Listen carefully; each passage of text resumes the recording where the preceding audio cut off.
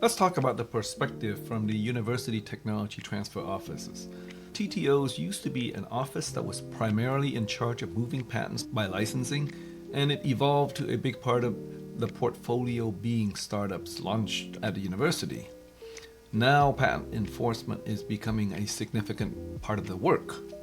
Patent enforcement is expensive, and a few research institutions have the budget to pursue. There are a handful of firms that will mine the IP, but almost none have the deep pockets to pursue it and under university control. So this leads to a disjointed and time-consuming process involving lawyers who may not be specific or the best, or you can sell your keys to funders, or you can ask to renegotiate terms and not having IPR cost bundle as part of the initial deal.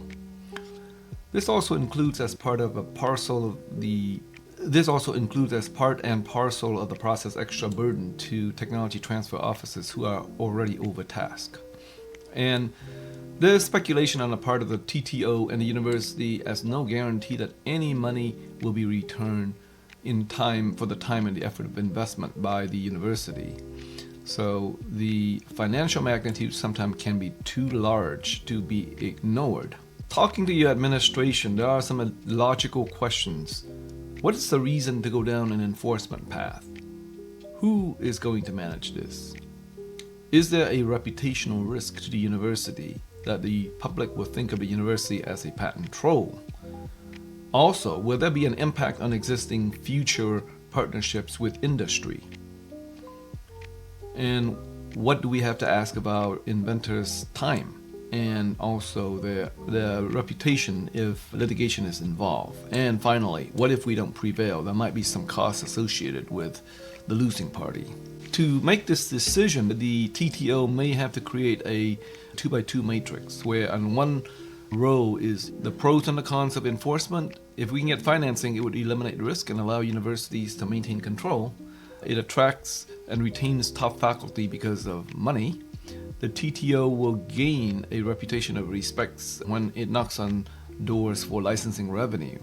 Of course, the enforcement creates revenue for the university, and the top universities at present do enforce their IP. The cons of enforcement is that you might damage the corporate relationship with the accused infringer. On the other hand, in the matrix of do nothing, the pros is it's a status quo, nothing has changed.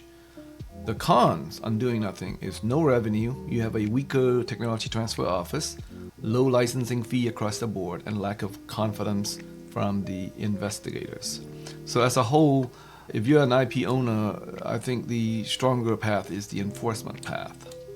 An example of that is of the successes of universities include Columbia University versus NortonLifeLock, where they won $185 million. Carnegie Mellon versus Marvell, where the jury awarded them $1.2 billion, but ultimately Carnegie University settled for $750 million. Caltech versus Apple was at $885 million. Caltech versus Broadcom was at $270 million. University of Chicago versus 10x Genomics is $24 million. University of Wisconsin versus Apple, $234 million. And Boston University versus Everlight Electronics, $14 million. There certainly is precedence for universities winning significant awards from the infringers. If you have more questions, please visit our firm at patentpc.com. We look forward to helping you.